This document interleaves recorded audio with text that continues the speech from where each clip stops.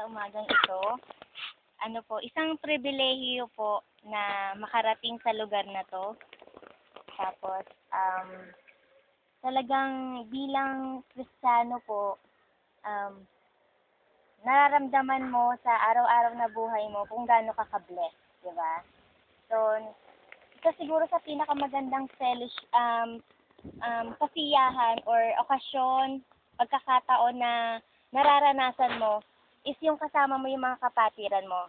Kasi definitely, si Lord nasa gitna. He is the special guest na laging nandiriyan, di ba? So, compare po dun sa mga nakaraang mga taon, di ba, na hindi ka pa Kristiyano, may kulang. Kahit andun na lahat ng bagay, kahit andun na masaya, andun yung everything. Yun nga lang, may kulang, may emptiness pa rin. Pero pag Kristiyano ka na at nasa ganitong fellowship ka, iba yung joy na binibigay ni Lord. Iba yung pakiramdam pag galing sa Kanya. Ayan. So, pinupuri ko rin ang Panginoong Diyos dahil binigay niya sa akin si Jay at ang iglesia na ito. Ayan. Ayan. So, marami pong salamat sa iglesyang ito. Na Susunito na nga.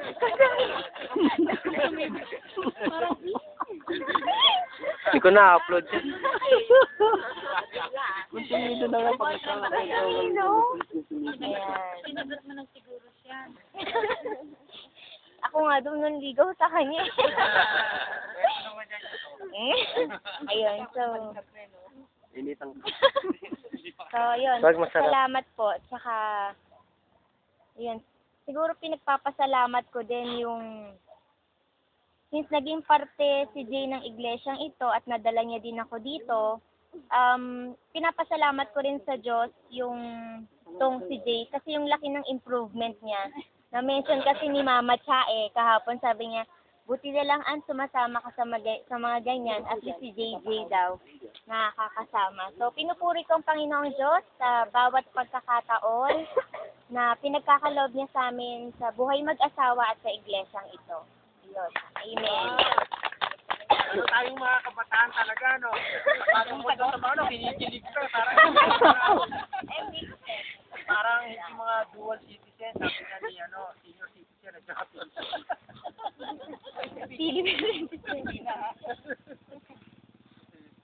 Meron pa bang gustong humabol? Ako po.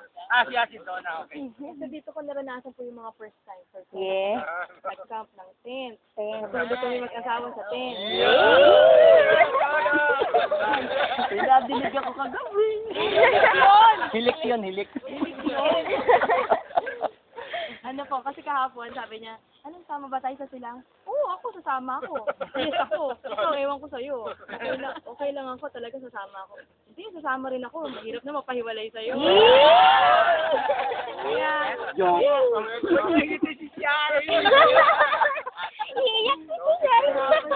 yun hon, talagang blessing po yun kasi medyo matagal-tagal na kaming hindi lumalabas ni Abner eh. Talaga nag-date na kami.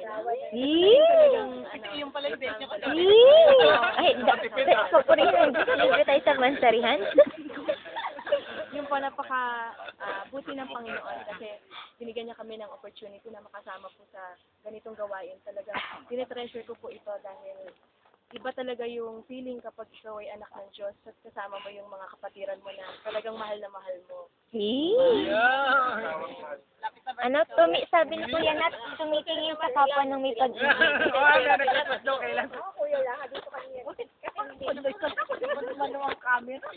Automatic. Natin Panginoon dahil sa biyaya tinagat ng kapatid na.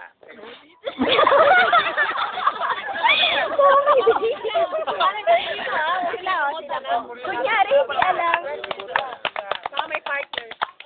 Highly requested sino ba sila? Kaya ako na lang po, isang patuloy na pagpapasalamat sa kabutihan ng Panginoon. Kasi yung motor ko nga, blessing na nakita ko kayo doon sana. Paano natin hanapin yung lugar? Kasi excited kami nung bumibiyahe. Although kahit na yung motor ko, parang kandila lang yung aking headlight, ganun ako kapursige na pumunta. Iba yun, no? Hindi ko first time to eh. Madalas akong ganito, yung bonfire, camping, mga ganyan. Ito ko ma-experience din niya. Hindi lang ako, siya. Talagang napakasarap. First time din niya. Siya, first time niya. May narinig din ako kagabi. Wala. Ano yun, yung ugong ng lamok. So, yun. Kasi kagabi. Yung sa dilim ng headlight ko, tinitingnan ko na lang yung guhit ng kalsada eh. Sabi ko, malapit-lapit na tayo ng silang. Kasi pamilya din ako dito sa lugar eh. Narating ko na itong lugar na tayo. Nakausap ko nga kami doon si Kuya Bert. Nagkagulatan kami. Nagkita na kami ng dati sa GMA.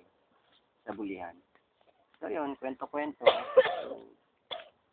Excited din na mangyari uli ito sa akin. Tagal ng panahon. 5 years na. Kala ko So, nga, 20 years. naulit-uli. So, doon makita yung kabutihan ng Panginoon. Blessing din yung nakita nga namin kayo. Yung Talagang ano, hindi smooth, no? kami nakapagsimba kahapon eh. So, blessing din na dito kami dinila ng Panginoon na ang sarap ng feeling. Nakasama mo yung kapatiran, nakasama mo yung presence ng Lord. Ang sarap matulog. Pero hindi ako nakatulog kagabi. Nakakabilig ako ng hilik. Marami kayong mihilig sa bawat. Salamat sa Panginoon. Choir. Pagkain natin ng Panginoon. Yan, salamat. Ayan, yung clouds, maano na naman. Natin share yung mga nagko-choir daw pare eh. Para sa mga tent daw eh, marami rin kumakanta habang nagkatulog. Guys, Hindi, talaga natural dito yun. yeah. Kasi pag nag-tent ka, nagkakaroon ng compressed air. Kasi tulog yan eh. Explanation pa ha. Scientific. Sabi yun, nagkakaroon ng reaction yung pakinggan yung scientific. Seryoso po siya. Ang reaction yung ionic air, saka yung compressed air, plus nature and grass. Pero sa totoo lang po kayo po yung unang huminig. Nag-prayer kami. Oh. Kami. Sabi ko kay baby, hilaan ng volume eh. Ano, alam Tingin ko nila, dito ba't kagabi. nahihila eh? Ako, hindi ko mapigil. Hindi ko malapit ako Oh, mag-pray. biglang lingon ha. Ay, ito ba yun? Oh. 1, 2, 3. Wait, isa. Yeah! Parang huli. Purihin natin ang Panginoon. Marami tayong, alam ko, marami kayong dapat ipagpasalamat sa Panginoon. Kaya magpunta tayo sa Kanya ng awitin at prayer ng pasasalamat sa Kanya. Ulitin natin yung gifting. Ulitin natin yung gifting. And then, personally, katapos natin umawit na pangunang kapatid na to na ay mananalangin tayo. Pagpasalamat natin sa Panginoon.